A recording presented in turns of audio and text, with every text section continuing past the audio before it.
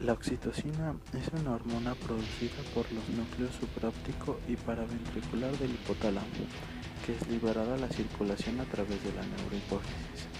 Además, ejerce funciones como neuromodulador en el sistema nervioso central, modulando comportamientos sociales, patrones sexuales y la conducta parental.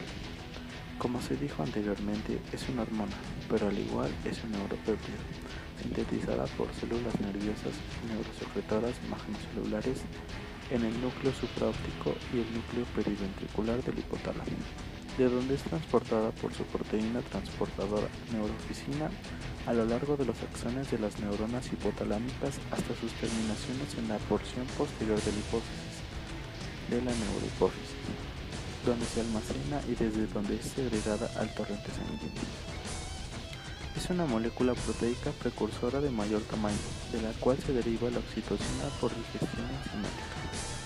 La secreción de esta sustancia en las terminaciones neurosecretoras está regulada por la actividad eléctrica de las células oxitóxicas del hipotálamo.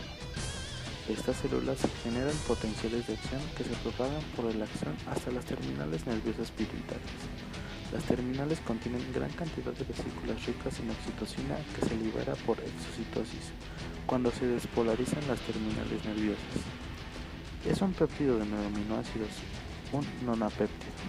Su secuencia es cisteína, tirosina, isoleucina, glutamina, asparagina, cisteína, prolina, leucina y glicina.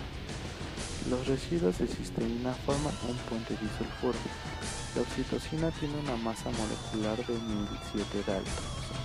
Una unidad internacional de oxitocina equivale a unos 2 microgramos de péptido puro.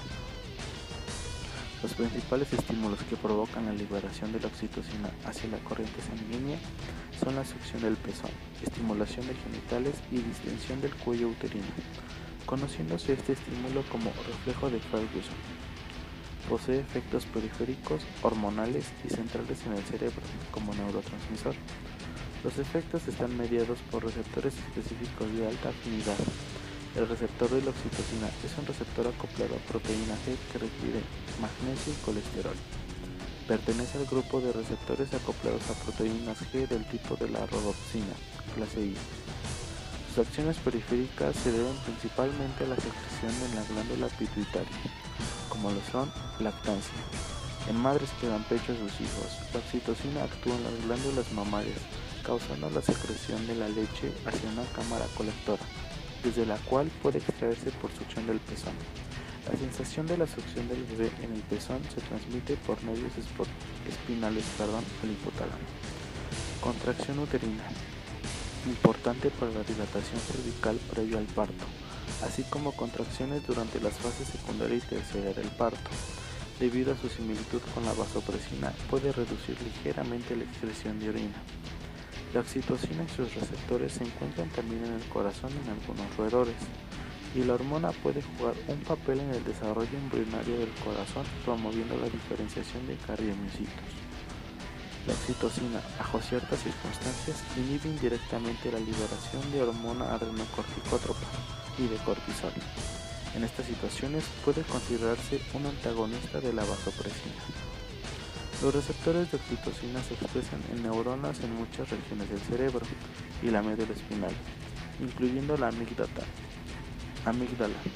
núcleo accumbens, hipotálamo, preóptico medial, hipotálamo ventromedial, núcleo del lecho de la estría terminal, septum, sustancia gris central y tallo cerebral. También pueden incluirse excitación sexual. La oxitocina inyectada en el fluido cerebroespinal causa erecciones espontáneas en ratas, reflejando efectos en el hipotálamo y espina dorsal. En humanos se ha reportado una concentración de oxitocina en plasma superior entre personas que dicen estar enamorándose. La oxitocina tiene un papel en conductas del comportamiento en múltiples especies y por tanto parece probable que tenga papeles similares en humanos. También produce un aumento de confianza y reducción del miedo social. También puede afectar en funciones de aprendizaje y memoria, ya que estas se ven disminuidas por la administración central de oxitocina. Cabe destacar que la droga MDMA éxtasis Puede aumentar los sentimientos amorosos, empáticos y de conexión a otros, estimulando la actividad de la oxitocina mediante la activación de receptores 5-HT1A de serotonina.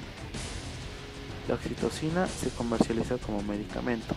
La oxitocina se destruye en el tracto gastrointestinal y por tanto debe administrarse en forma de inyección o como un spray nasal. Tiene una vida media típica de 3 minutos en sangre.